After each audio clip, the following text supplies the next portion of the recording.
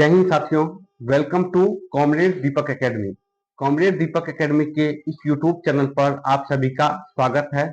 आज हम लोग इस वीडियो में ये एनालिसिस करने वाले हैं कि जो 13 फरवरी के एग्जाम में एएलपी का जो 13 फरवरी का एग्जाम हुआ है उसका रिव्यू यहाँ पर करने वाले हैं। साथ ही साथ जो 16, 17 और 18 फरवरी को स्टूडेंट एग्जाम देने जा रहे हैं उसके लिए हम लोग यहाँ पर जो गाइडेंस है वो प्रोवाइड करने वाले हैं। तो इस वीडियो को आप कंप्लीटली जरूर वॉच करें यदि आप 16, 17 और 18 फरवरी को एएलपी का एग्जाम देने जा रहे हैं तो ये वीडियो आपके लिए बहुत ही इंपॉर्टेंट होने वाला है।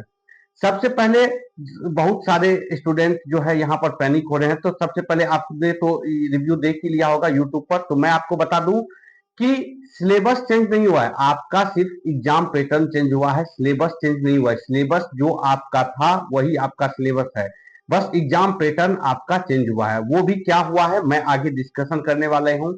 सबसे पहले जो 13 फरवरी के एग्जाम में हुआ है वो किस किस सब्जेक्ट से कितना क्वेश्चन आया है मैं उसको सबसे पहले आपको एनालिसिस कर देता हूँ। तो जो मैथ और रीजनिंग के क्वेश्चन आए हैं वो 55 से 60 क्वेश्चन देखने को मिला है, जो स्टूडेंट ने बताया है मुझे। तो 55 से 60 क्वेश्चन जो है क्या आया है इसमें 13 फरवरी के एग्जाम में आया है। वो भी जो 13 फरवरी के एग्जाम में 55 से 60 क्वेश्चन आया है मैथ और रीजनिंग से, उसमें भी आपको रीजनिंग के क्वेश्चन ज्यादा देखने को मिले हैं। और एग्जाम का जो पैटर्न पहले से पता था हम लोगों को, उसमें भी जो रीजनिंग था वो ज्यादा ही था क्योंकि मैथ 25-20 था और रीजनिंग 25 था। नेक्स्ट प्रॉब्लम क्या हुआ है स्टूडेंट को, जो साइंस और जीके का पोर्शन है इसमें लेकर के स्टूडेंट को बहुत सारे प्रॉब्लम है कि साइंस का जो क्वेश्चन है वो कितना 5 से 7 क्वेश्चन ही देखने को मिला है और जीके का भी 5 से 7 क्वेश्चन ही यहाँ पर देखने को मिला है 13 फरवरी के एग्जाम में। तो अब क्या करें स्टूडेंट, यहाँ पर जो साइंस पढ़ के गए थे जीके पढ़ के गए थे वो क्या करें। तो जो उसको आपको पैनिक नहीं होना है, मैं अगेन आपको बता रहा हूं कि सबसे पहले जो है आपका सिलेबस वही है, ठीक। आपका सिर्फ पैटर्न चेंज हुआ है, उस पैटर्न को कैसे आपको फॉलो करना है, किस तरीके से आप एग्जाम में बेटर परफॉर्मेंस कर सकते हो, इस वीडियो में मैं ये डिस्कशन करने वाला हूं आप लोगों के साथ। तो जो जीके का 5 से 7 क्वेश्चन पूछा था उसमें यदि करंट अफेयर्स की बात करें तो वो 1 से 10 2 क्वेश्चन पूछा गया था, जबकि पिछले बार की बात करें तो 10 का 10 करंट अफेयर्स पूछा गया था। तो ये कुछ नया नहीं है, रेलवे हमेशा शॉक देने में आगे रहता है, तो ये कुछ रेलवे के लिए नया नहीं है, इससे पहले भी कई सारे शॉक रेलवे दे चुके हैं, ठीक। तो ये नया नहीं है रेलवे के लिए, तो आपको जो है घबराना नहीं है। दूसरी चीज जो मैं आपके साथ अब डिस्कशन करने वाला हूं कि किस तरीके से जिसका 16, 17 और 18 को एग्जाम है वो अपना जो है बेटर परफॉर्मेंस बेटर स्कोर कैसे कर सकते हैं अपने एग्जाम में। तो सबसे पहले मैं वो डिस्कशन करने वाला हूं। तो सबसे पहला जो हमारा पॉइंट है वो यही है कि आपका सिलेबस वही है, बस एग्जाम पैटर्न में कुछ बदलाव किए गए हैं। तो वो क्या बदलाव किए गए हैं मैंने आपको बता दिया है। अब उस बदलाव के साथ किस तरीके से आपका माइंड सेट होना चाहिए, किस तरीके से आप खुद को प्रिपेयर करके जाओगे, वो चीज मैं आपके साथ यहाँ पर डिस्कशन करने वाला हूं। तो इसीलिए आपको क्या करना है, आपको कुछ भी नया नहीं पढ़ना है, बस माइंड सेट को अपना चेंज करना है ताकि आप एग्जाम में क्या कर सको, अच्छा स्कोर कर सको।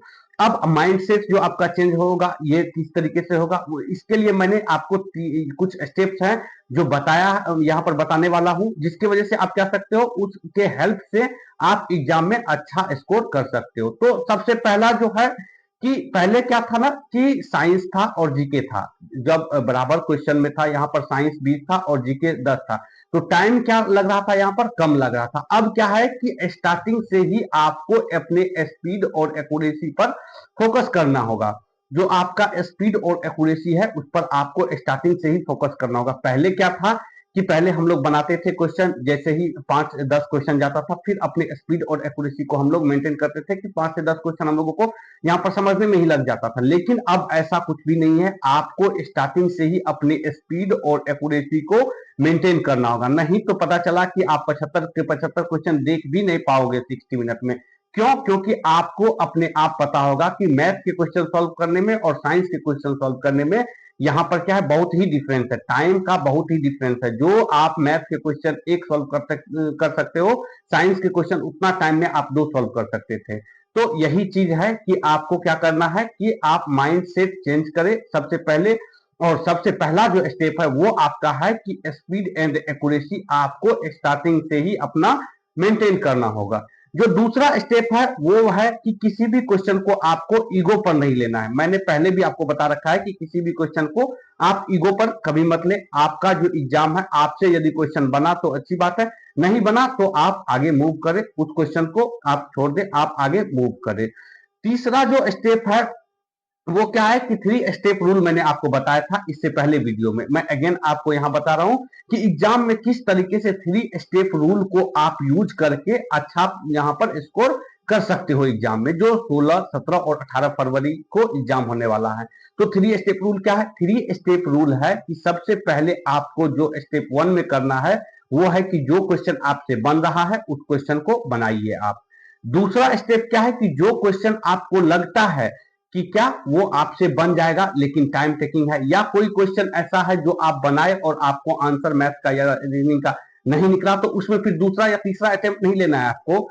आपको क्या करना है? सिंपली उस क्वेश्चन को मार्क फॉर रिव्यू करके आगे बढ़ना है।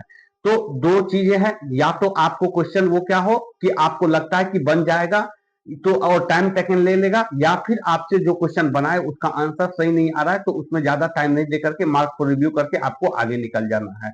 अब तीसरा स्टेप क्या है कि जो क्वेश्चन आपको नहीं बने उस क्वेश्चन को क्या करना है? आपको स्किप करके सीधा आगे बढ़ना है। तो सीधा आप उस क्वेश्चन को स्किप करिए और आगे बढ़िए, नहीं तो आप 75 क्वेश्चन तक पहुंच भी नहीं पाओगे और पता चला कि लास्ट में आपका जो आंसर किया या क्वेश्चन आसान आसान था जो आपसे बन सकता था और आपने उस क्वेश्चन तक पहुंच भी नहीं पाए। तो ये गलती आपको नहीं करने हैं। जो 3 स्टेप रूल मैंने आपको बताया है, इस 3 स्टेप रूल को आप एग्जाम में जरूर से फॉलो करें।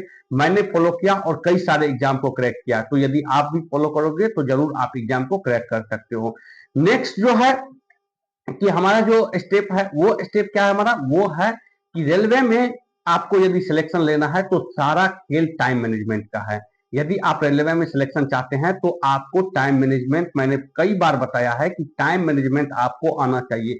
रेलवे के एग्जाम में सारा खेल टाइम मैनेजमेंट का है। जो टाइम के साथ अच्छा यहाँ पर कॉम्बिनेशन बना लिया अपना, वो खेल जाएगा, वो सिलेक्शन ले जाएगा अपना और वो रिजल्ट अपना दे जाएगा।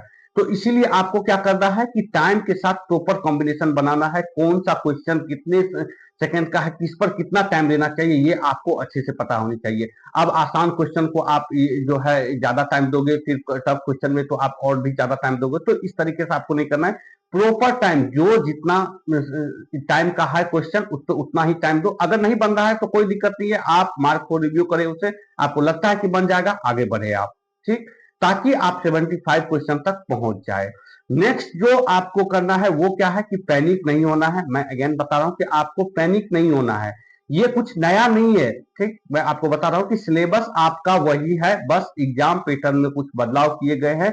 तो आप अपने आप को उस तरीके से आप अपने आप को क्या करें, तैयार रखें कि कोई भी यहाँ पर कैसा भी एग्जाम पैटर्न आए, यहाँ पर आप अपने आप को क्या करें, तैयार रखें उस हिसाब से। और ये आपके लिए सिर्फ नया नहीं है, जो भी स्टूडेंट एग्जाम दे रहे हैं 16, 17, 18 या फिर जो 13 को भी दिए, उसके लिए ये भी क्या था, पहले से पता नहीं था, नया है, सबके लिए है, ठीक ना।